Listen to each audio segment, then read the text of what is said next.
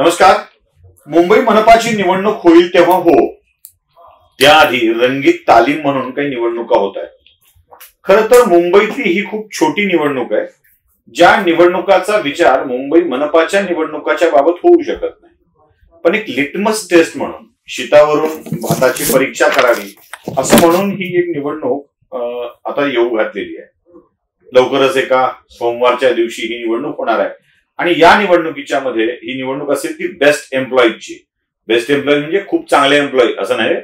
मुंबईची जी बेस्ट संस्था आहे त्याच्यामधल्या कर्मचाऱ्यांची बँक आहे, त्या बँकेची ही निवडणूक येऊ घातली आहे. तुम्हाला वाटेल या निवडणुकीविषयी भाष्य करावं असं काय आहे.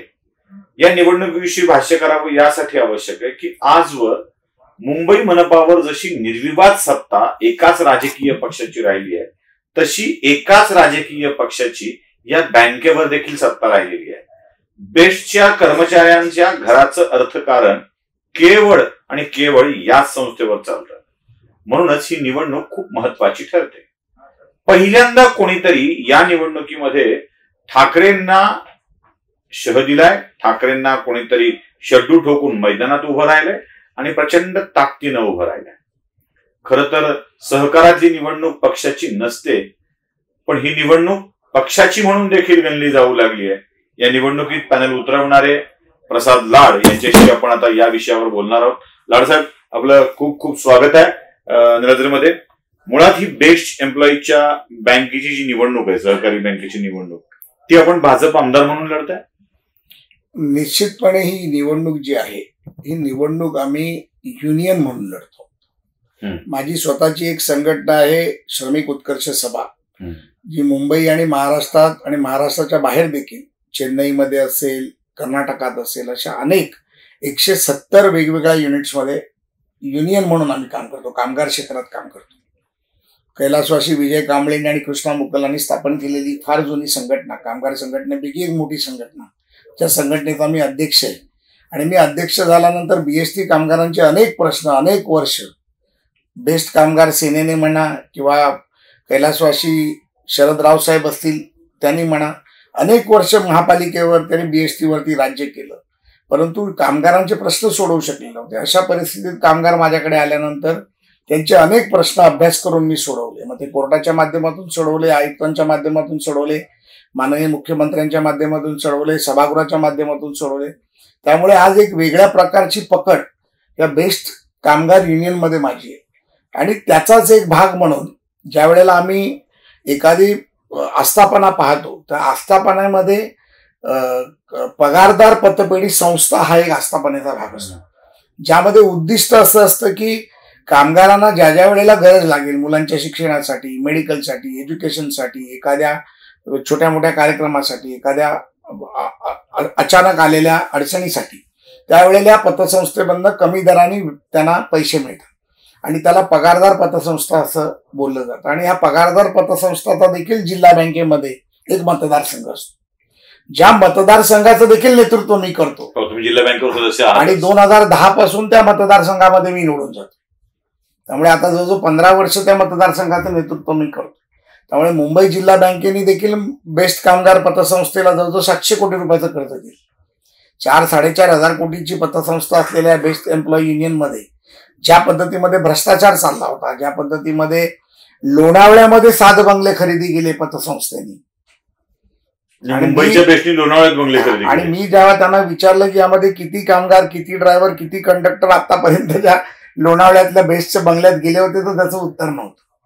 त्यामुळे एका विशिष्ट पक्षाच्या, प्रभावी पक्षाच्या, ज्यांनी वर्ष त्या पतसंस्थेवरती राज्य केलं, युनियन म्हणून राज्य केलं, ह्या त्यांच्या मौजमजेसाठी हे बंगले घेतले गेले. आणि 7 का 8 कोटीचे बंगले 36 कोटीला विकत घेतले. पतसंस्थेच्या कार्यालयासाठी जागा घेतली गेली, 5 कोटीची जागा 9 का 12 कोटीला विकत घेतली गेली. त्याची तक्रार देखील झालेली.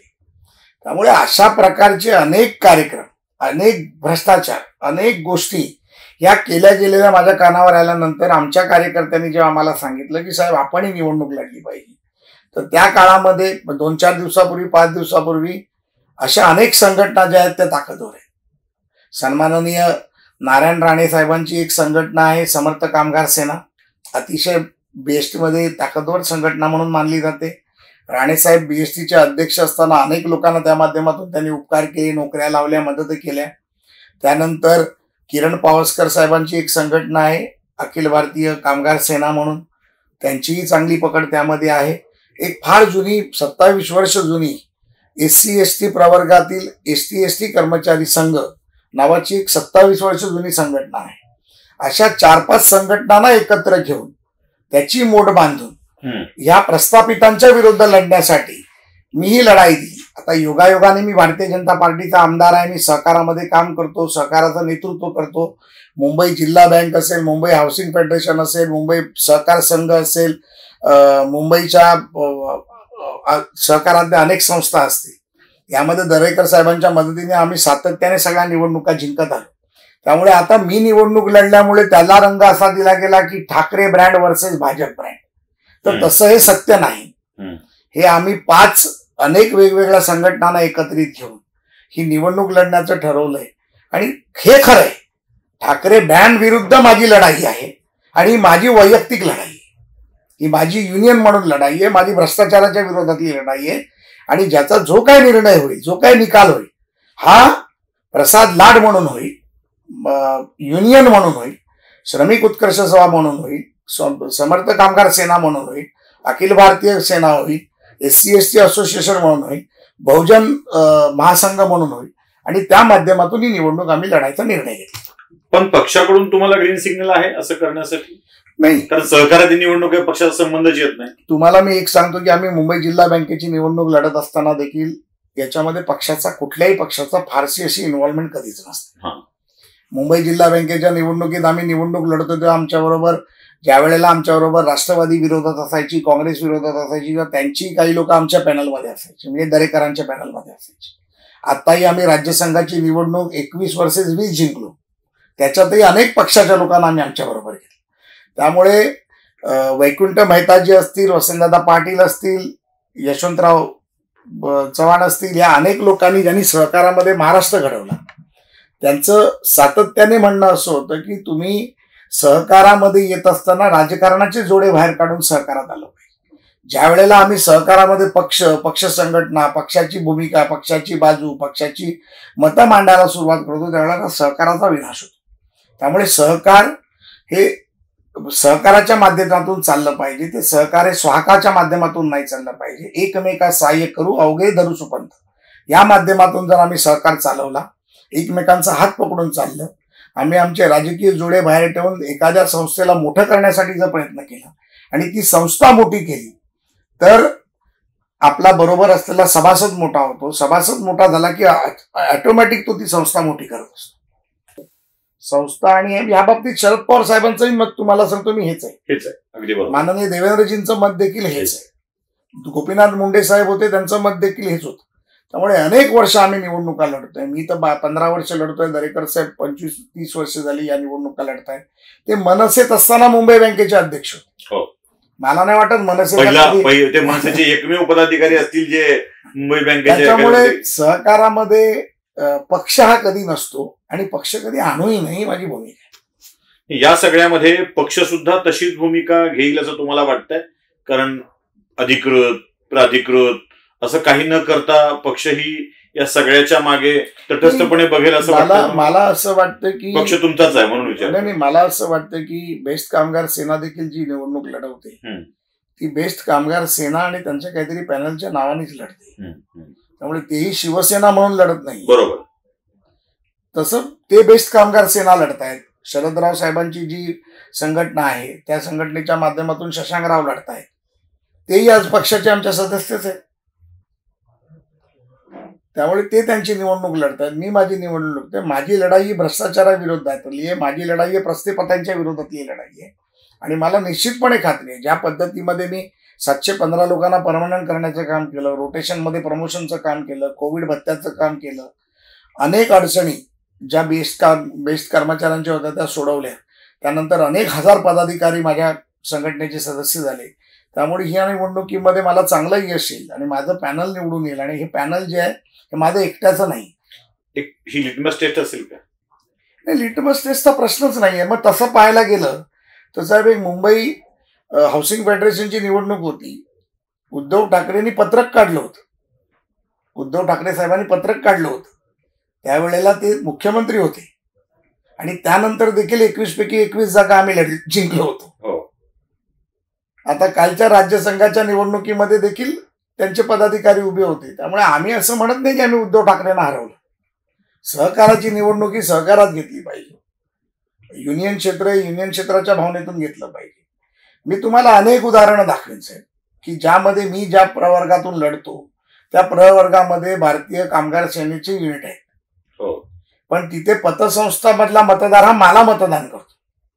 कारण त्यांचे मुंबई बँकेचे प्रश्न, त्या पतसंस्थांचे प्रश्न, त्यांचे DDR कडचे प्रश्न, त्यांच्या आयुक्तांकडचे प्रश्न, त्यांच्या छोट्या मोठ्या अडचणी, त्यांच्या गरजा ह्या आम्ही बँकेच्या माध्यमातून, सहकाराच्या माध्यमातून सोडवतो. त्यामुळे कामगारांचं प्रतिनिधित्व करणारा पतपेढीतला जो नेतृत्व असतो तो फायनान्शियली बॅकग्राऊंड असलेला अतिशय शांत डोक्याने चांगला काम करणारा एक कार्यकर्ता असतो. ज्याला सहकार कळत असतो, ज्याला संस्था कळत असते. तो लाठीकाठी घेऊन रस्त्यावर उतरणारा कार्यकर्ता नसतो. तो एक ऑर्गनायझेशन चालवणारा, आर्थिक बाजू समजणारा आणि संस्था आर्थिक बाजूनी बळकट करणारा कार्यकर्ता असतो. त्यामुळे या निवडणुकांकडे आपण देखील बघत असताना सर्वांनी ही निवडणूक ही राजकीय निवडणूक न पाहता एक संस्था मोठी करण्यासाठी निवडणूक होते या विचाराने आपण पाहिलं पाहिजे. या संस्थेतल्या भ्रष्टाचाराचे विषय तुम्ही काढले, या मुद्द्यांचा किती प्रभाव पडेल असं तुम्हाला वाटतं या निवडणुकीवरती? 100% प्रभाव पडेल. कारण ज्या वेळेला कामगार मला भेटायला येतात, तुम्ही आता इंटरव्ह्यू केल्यानंतर जेव्हा बाहेर जाल त्यावेळेला तुम्हाला लक्षात येईल हजारो कामगार मला भेटायला येत असतात. मध्ये कर्मचारी, म्युन्सिपल कर्मचारी युनियनचे असतील, म्युन्सिपल कर्मचारी सेनेचे असतील, बेस्ट कर्मचारी सेनेचे असतील, कचरा कामगार असतील, अनेक मुंबईतल्या संस्थांचे कामगार मला भेटायला येतात. आणि त्यांची अपेक्षा असते की एक व्यक्ती ज्याला सहकार माहिती आहे, ज्याला कामगार माहिती आहे, ज्याला व्यवसाय माहिती आहे, ज्याला राजकारण माहिती आहे, अशाकडे ज्याची स्वतःची अपेक्षा शून्य आहे, अशाच व्यक्ती आम्हाला न्याय देऊ शकतो. आणि मी एखादं काम जर माझ्याकडून होत नसेल तर मी कोणालाही उद्या ये परवा ये हा धंदा ठेवत नाही. मी तोंडावर सांगतो सुशीलजी की माझ्याकडून हे काम होणार नाही, मी करू शकणार नाही. त्यामुळे ह्या माझ्या भावनेतून, ह्या माझ्या भूमिकेतून लोकांना ते आवडतं. काही लोकांना कदाचित त्या तात्काळ क्षणासाठी वाईट वाटतं. पुन्हा मग ते येतात 4 लोकांकडे जाऊन की साहेब तुम्ही खरं बोलत होतात पण आम्हाला मदत करा. आणि जेवढी मदत करता येईल तेवढी मदत करण्याची भूमिका आपण ठेवतो. एक आपल्याला माननीय देवेंद्रजींचा आशीर्वाद असेल, ईश्वराचा आशीर्वाद असेल, आईवडिलांचा आशीर्वाद असेल आणि आपल्या कामाची पुण्याई असेल. आज समाजामध्ये जे स्थान मिळालं, जे पद मिळालं, त्याच्यासाठी लोकांना आम्ही काहीतरी देणं लागतो. या लोकांच्या देण्याच्या भावनेतून जेव्हा मी काम करतो तेव्हा मला काहीतरी दायित्व आहे. ईश्वराने मला ही जी संधी दिली, त्या ईश्वराने दिलेल्या संधीतून मी माझं दायित्व मला सिद्ध करायचं आणि त्या दायित्वाच्या माध्यमातून जनतेची सेवा, कष्टकऱ्याची सेवा, कामगाराची सेवा, लोकांची सेवा ही जर मी करू शकलो तर त्या दायित्वाला, ज्या ईश्वराने मला संधी दिली, त्याचा कुठेतरी उपयोग झाला हे मी माझ्या मनात ठेवतो आणि माझी भावना आहे. अगला या निवडणुकीसाठी खूप खूप शुभेच्छा. या नव्या क्षेत्रात आपण उडी मारताय, त्यांच्या आर्थिक उन्नतीच्या क्षेत्रामध्ये उडी मारताय, त्यासाठी खूप खूप शुभेच्छा. सर्वांचे आभार. धन्यवाद.